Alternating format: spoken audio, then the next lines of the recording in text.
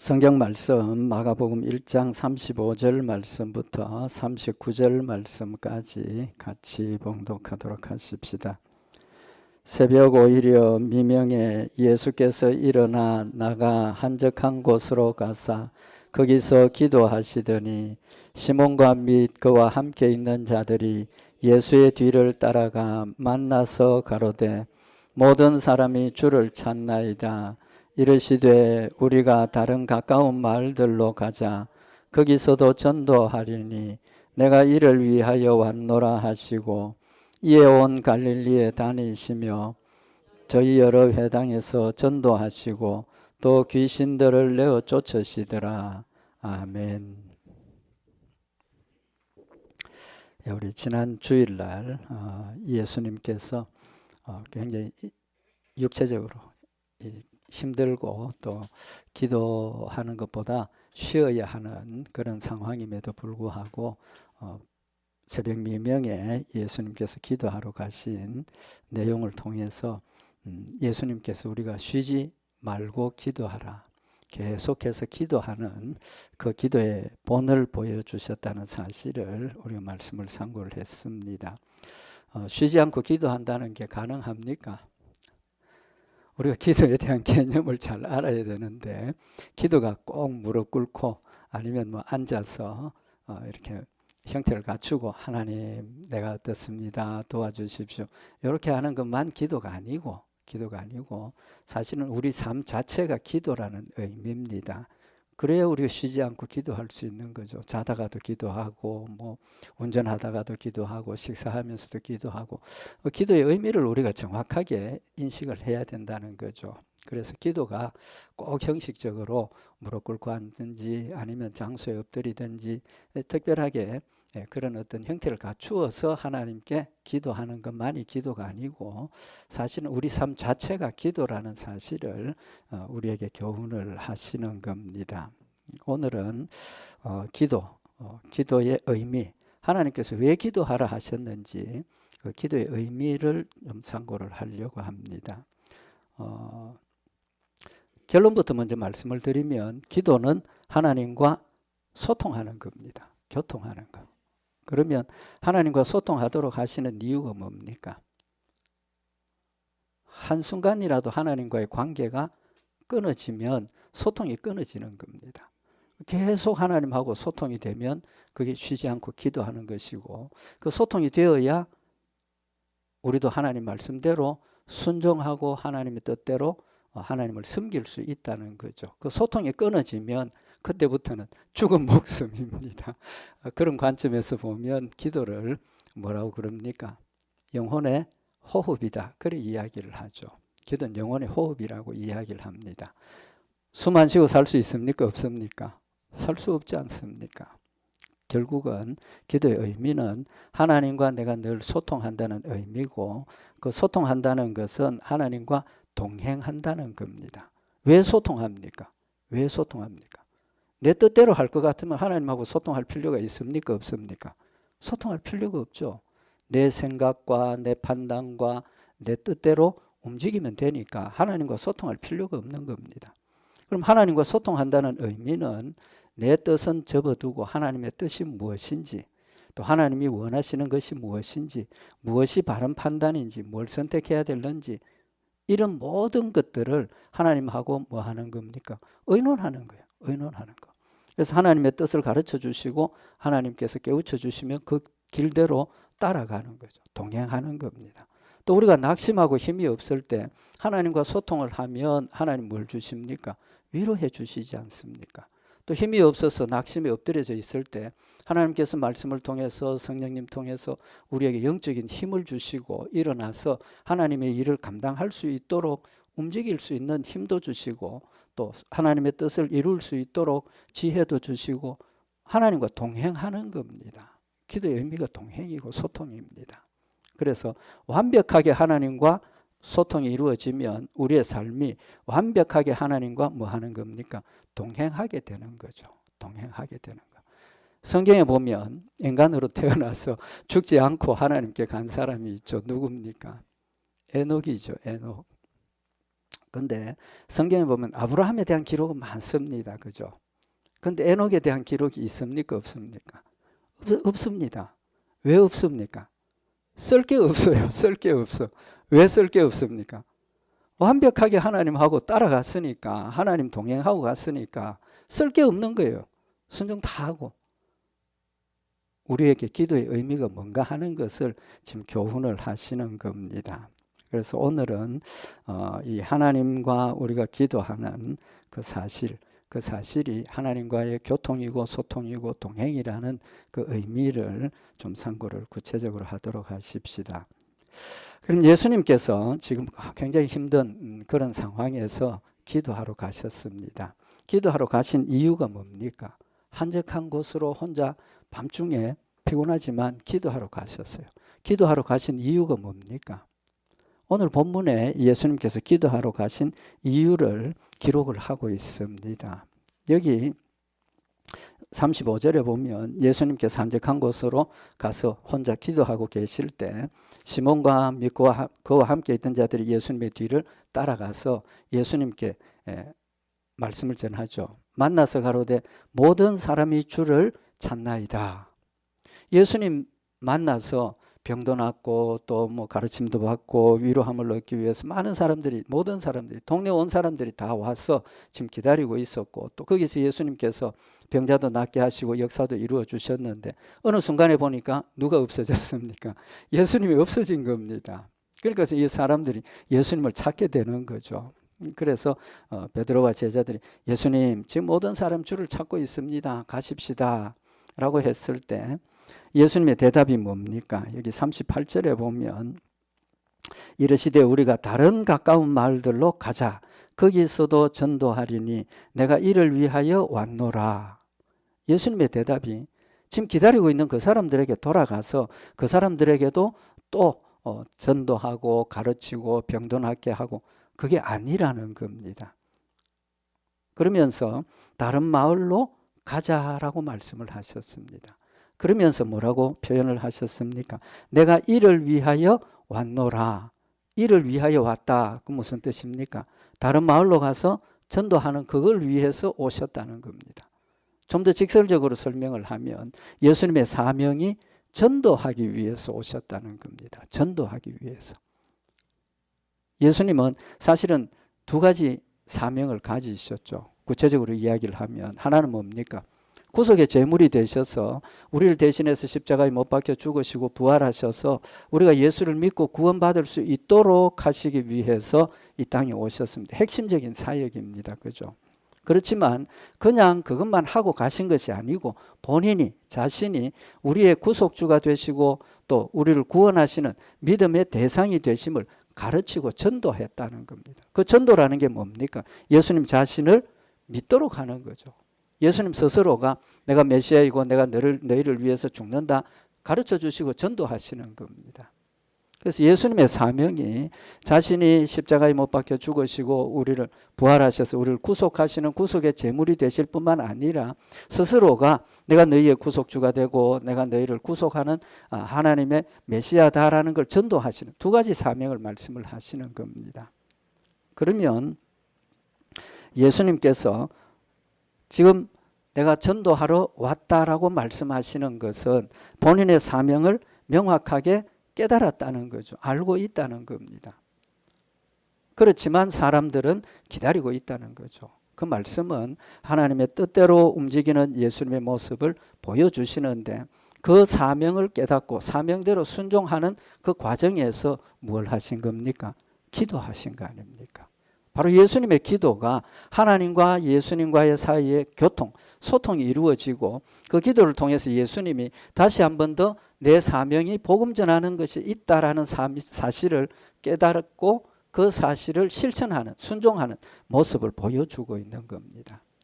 예수님의 사명이 무엇입니까? 이제 두 가지 말씀을 드렸는데 우리는 예수님이 구속의 양이 되는 대속의 양으로서 이 땅에 오신 것만 생각을 하는데 사실은 성경에 보면 예수님의 사명을 전도의 사명도 기록을 하고 있습니다. 이사야 61장 1절에 보면 주 여호와의 신이 내게 임하셨으니 이는 여호와께서 내게 기름을 부으사 가난한 자에게 아름다운 소식을 전하게 하려 하심이라. 하나님께서 기름을 부으셔서 가난한 자에게 아름다운 소식을 전하게 하기 위해서 기름 부어 세우셨다. 그렇게 표현을 하고 있습니다. 또 나를 보내사 마음이 상한 자를 고치며 포로된 자에게 자유를, 갇힌 자에게 노임을 전파하며 하나님의 은혜의 해와 우리 하나님의 신원의 날을 전파하여 모든 슬픈 자를 위로하되. 구속의 사역의 구체적인 우리의 죄를 용서하시고 죄에 얽매 있는 자에게 자유를 주시고 죄악에 갇혀 있는 자에게 노임을 받을 수 있도록 영적인 그 구속의 사역에 대해서 지금 말씀을 하시는 거죠. 누구에 관한 예언입니까? 예수님에 대한 예언입니다. 우리가 해석을 그렇게 하는 게 아니고 이 예언을 예수님 자신이 자신에 대한 예언이라는 걸 밝히셨습니다. 어디에서 밝혔느냐 하면 누가복음 4장에 보면 예수님께서 회당에 들어가셔서 가르치시는데 누가복음 4장 17절에 보면 그 회당에 있는 사람들이 예수님께 이사야서를 책을 건네줍니다. 그래서 선지자 이사야의 글을 드리거늘 책을 펴서 이렇게 기록한 데를 찾으시니 곧 주의 성령이 내게 임하셨으니 이는 가난한 자에게 복음을 전하게 하시려고 내게 기름을 부으시고 나를 보내사 포로된 자에게 자유를, 눈먼 자에게 다시 보게 함을 전파하며 눌린 자를 자유케 하고 주의 은혜의 해를 전파하게 하려 하심이라 하였더라. 지금 이제 말씀드린 이사야서 61장 1절부터 2절에 있는 3절에 있는 이 말씀을 예수님께서 그대로 봉독을 해 주셨다는 겁니다. 읽어 주시고 예수님께서 그 책을 덮으시고 뭐라고 말씀을 하시느냐 하면 누가복음 4장 21절에 이에 예수께서 저희에게 말씀하시되 이 글이 오늘날 너희 귀에 응하였느니라. 이사야 선지자를 통해서 기름 부음 받은 자가 와서 복음을 전하고 포로된 자에게 자유를, 갇힌 자에게 노임을 전파한다. 그 일을 이제는 응하였다라고 선포를 하신 겁니다. 그러니까 이사야서에 있는 이 말씀이 누구에 대한 예언입니까? 예수님에 대한 예언이고 예수님의 핵심적인 사역이 십자가에 죽으시고 부활하심도 있지만 본인의 그 구속의 사역을 널리 전하는 것이 예수님의 사명이었다는 사실을 명확하게 지금 예수님 자신이 밝혀주고 있는 겁니다. 뿐만 아니라 세례 요한이 옥에 갇혔죠. 예수님께 자신의 제자들을 보내서 질문을 합니다. 마태복음 11장 3절에 보면 예수께 여짜오되 오실 그이가 당신이 오니까 우리가 다른 일을 기다리오리까. 예수님께 정말 당신이 메시아가 맞습니까? 질문을 한 거죠. 세례 요한이 누굽니까? 예수님을 정확하게 알고 전했던 사람입니다. 옥에 갇혀서 자기의 제자를 보내서 예수님께 정말 당신이 예수님 맞습니까? 이런 질문을 하는 게 이해가 됩니까? 안 됩니까? 이해가 안 되지 않습니까? 사실은 세례 요한이 이렇게 제자를 보내서 예수님께 그 질문을 한 것은 본인은 예수님을 명확하게 알고 있지만 이제 옥에 갇혀서 죽게 되는 상황입니다. 제자를 보내서 예수님께 그 질문을 한 것은 세례 요한의 제자들이 예수님의 대답을 듣고 직접 듣고 예수님이 메시아이심을 믿도록 하고 그 제자들이 예수님을 전도하도록 증거하도록 하기 위해서 사실은 보낸 겁니다. 예수님의 대답이 뭡니까? 예수께서 대답하여 가라사대 너희가 가서 듣고 보는 것을 요한에게 고하되 소경이 보며 안전뱅이가 걸으며 문둥이가 깨끗함을 받으며 귀머거리가 들으며 죽은 자가 살아나며 가난한 자에게 복음이 전파된다 하라. 가난한 자에게 복음이 전파된다 하라라고 말씀을 하신 겁니다. 이 말씀은 이제 말씀드린 것처럼 이사야서 61장에 있는 그 말씀을 증거로 제시를 하는 거죠. 그래서 예수님께서는 자신의 것을 가지고 증거하는 것이 아니라 하나님께서 주신 명령, 하나님께서 예언하신 말씀을 가지고 자신을 지금 증거하고 있는 겁니다. 여기 이제 가난한 자에게 복음이 전파된다.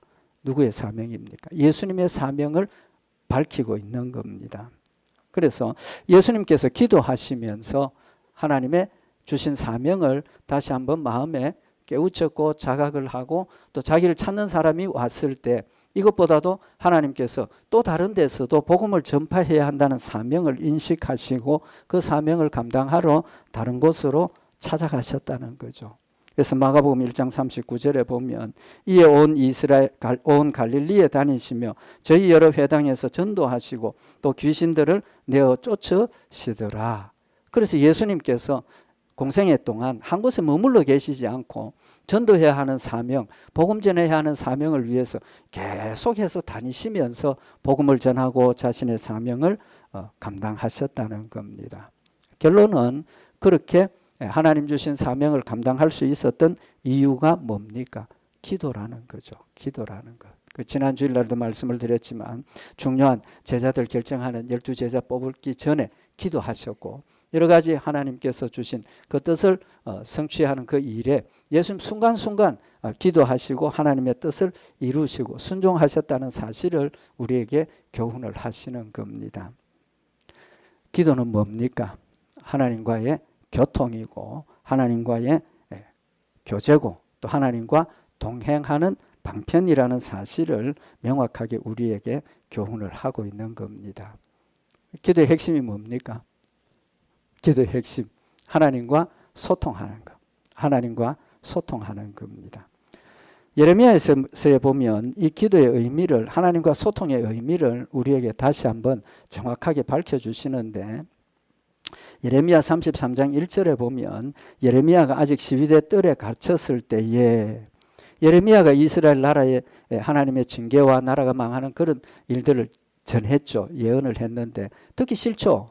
그러니까 그를 붙잡아서 가두었습니다. 시위대 뜰에 가두어 두었어요. 복음 전하지 못하도록. 그런데 그때 상황에 여호와의 말씀이 그에게 다시 임하여 가라사대 하나님께서 예레미야에게 찾아오셔서 하나님의 말씀을 다시 주십니다. 그 내용이 뭐냐 하면 예레미야 34장 2절에 일을 행하는 여호와 그것을 지어 성취하는 여호와 그 이름을 여호와라 하는 자가 이같이 이르노라.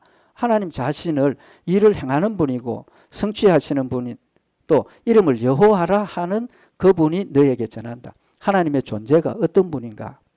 하나님 역사하시는 하나님, 또 일을 성취하시는 하나님, 신실하신 하나님, 전능하신 하나님이심을 전해주시면서 예레미야 33장 3절에 보면 너는 내게 부르짖으라 내가 네게 응답하겠고 네가 알지 못하고 크고 비밀한 일을 네게 보이리라. 지금 이상하지 않습니까? 예레미야에게 이미 하나님께서 예언을 전해주셨습니다. 뭘 전하라 그랬습니까? 너희가 우상을 숭배하고 하나님 뜻을 따르지 않으면 나라가 망하고 너희가 고통을 당하고 징벌을 받는다는 전했습니다. 그죠? 지금 전하고 있습니다. 그러면 하나님께서 또 다른 크고 비밀한 일을 알려주시려면 그냥 가르쳐 주시면 되지 않습니까? 그렇지 않습니까? 그런데 하나님 예레미야에게 뭐라고 말씀을 하십니까? 너는 부르짖으라 라고 말씀을 하십니다. 부르짖으라. 이미 모든 것을 알고 계시고 이미 뭘 하실 것이고 어떤 말을 하실 것인지 작정하고 계시지 않습니까? 그럼에도 불구하고 너는 내게 부르짖으라 라고 말씀을 하시는 겁니다. 기도가 뭡니까? 이미 하나님 뜻은 가지고 계십니다. 하나님 준비하고 계십니다. 지금도 우리 가운데 역사하고 계시는 하나님이십니다. 그럼에도 불구하고 어떤 과정, 기도의 과정을 통해서 하나님께서 우리에게 보여주시고 가르쳐주시고 행하게 하신다는 사실을 말씀을 하고 있는 겁니다. 그렇게 보면 기도가 뭐가 됩니까? 형식적인 게 될 수도 있습니다. 하나의 어떤 과정으로서 형식을 거쳐서 하는 그런 의미도 가질 수 있다는 겁니다. 사실은 극단적으로 이야기하면 그런 의미가 맞습니다. 왜 그렇습니까? 성경에 보면 분명히 내가 기도하기 전에 알고 계신다 그랬습니다. 내가 잘못 기도하는 것조차도 하나님께서 바른 길로 기도하도록 이끌어 주시는 하나님이십니다. 그럼에도 불구하고 하나님께서 기도하라고 하시는 것은 기도는 누구를 위한 겁니까? 나를 위한 것, 나를 위한 것. 내가 하나님과 소통한다는 것 자체가 내가 깨어있고 하나님을 찾는 것이고 하나님을 믿고 의지하고 있는 그 상황이라는 것을 나에게 계속 자각시켜 주시는 거예요. 만약에 기도하지 않고 하나님께서 이끌어 주신다면 우리의 마음이 어떻겠습니까? 하나님 잊어버립니다. 하나님 잊어버린다고. 기도하고 받았음에도 불구하고 의심하고 인정하지 않는 그런 일들이 우리에게 있지 않습니까? 있어요. 목회하면서 어떤 경험이 아이가 7, 8살 먹은 아이가 병원에서 입원을 해가지고 그걸 하고 있는데 척추 검사까지 하면서 심각한 그런 상황이었어요. 기도하고 해서 나았어요.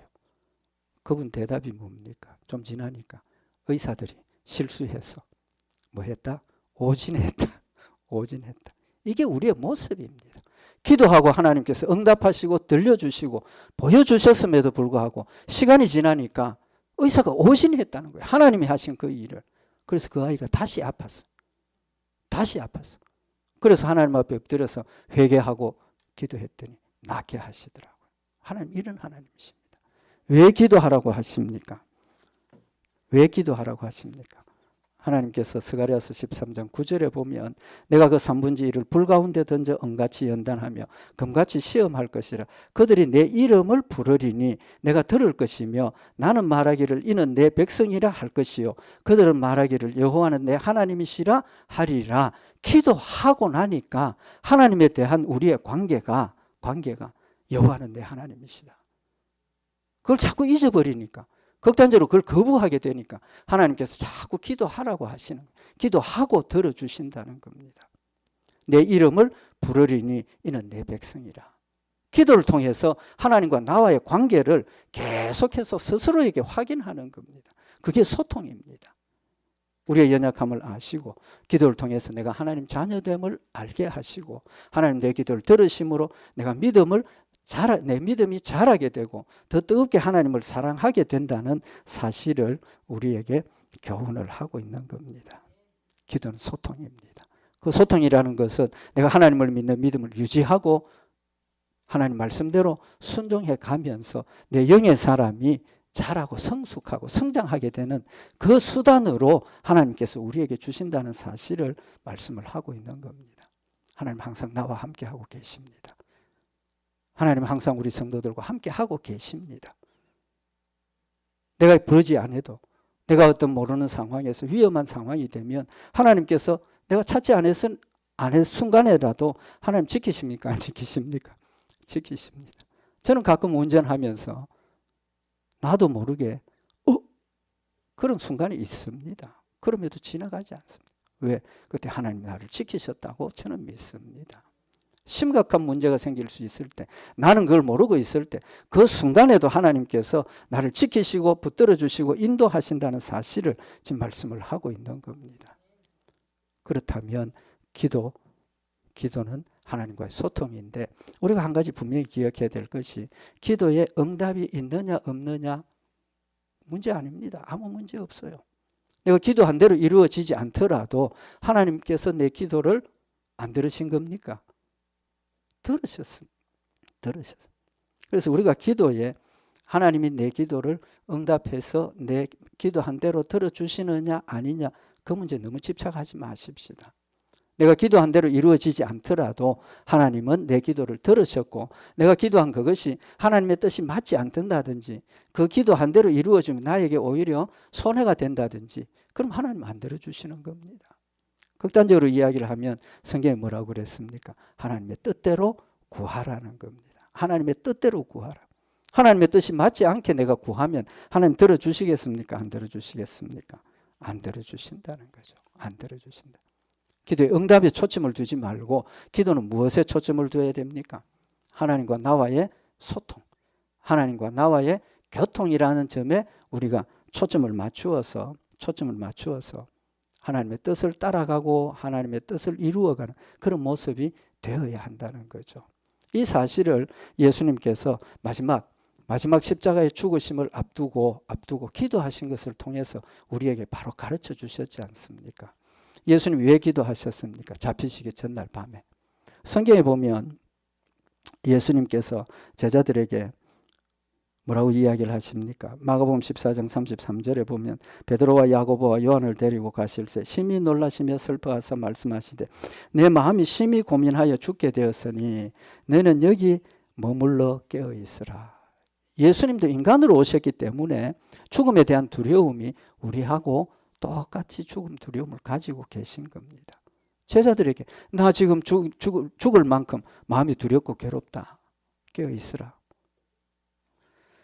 첫 번째 예수님의 기도의 내용이 뭡니까? 우리 다 아는 내용이지만 예수님께서 첫 번째 기도, 3번 기도하셨습니다. 그죠? 첫 번째 기도의 내용이 뭡니까? 마태복음 26장 39절에 보면 조금 나아가서 얼굴을 땅에 대시고 엎드려 기도하여 가라사대 내 아버지여 만일 할만하시거든 이 잔을 내게서 지나가게 하옵소서. 첫 번째 기도의 내용이 뭡니까? 할만하면 이거 좀 지나가지 않도록 안 죽도록 해달라는 거죠. 마가복음에는 더 절박하게 표현을 하고 있습니다. 마가복음 14장 36절에 보면 가라사대 아버지여 아버지께는 모든 것이 가능하오니 이 잔을 내게서 옮기시옵소서. 직설적이지 않습니까? 이 잔을 내게서 옮기시옵소서. 근데 그걸로 끝난 게 아니고 뭐라고 이야기를 합니까? 그러나 나의 원대로 마옵시고 아버지의 원대로 하옵소서. 하나님의 뜻을 알고 있지만 내 마음은 죽음에 대한 두려움 때문에 할 수 있으면 이것을 내게서 옮겨 주십시오. 그게 기도입니다. 우리의 기도라. 하나님과의 소통이죠. 두 번째 기도가 뭡니까? 마태복음 26장 42절에 다시 두 번째 나아가 기도하여 가라사대 내 아버지여 만일 내가 마시지 않고는 이 잔이 내게서 지나갈 수 없거든 아버지의 원대로 되기를 원하나이다. 하나님 앞에 엎드려서 기도했더니 두려워서 이거 좀 지나가게 내가 안 죽도록 해주세요. 그렇게 기도했지만 기도하는 순간에 어떤 역사가 일어났습니까? 성경에 보면 성령이 그와 함께 하시고 그의 기도를 도우시고 힘을 더하여 주셔서 땀이 핏방울같이 흐르는 그런 열정적이고 간절한 기도를 통해서 그의 마음이 달라졌다는 거예요.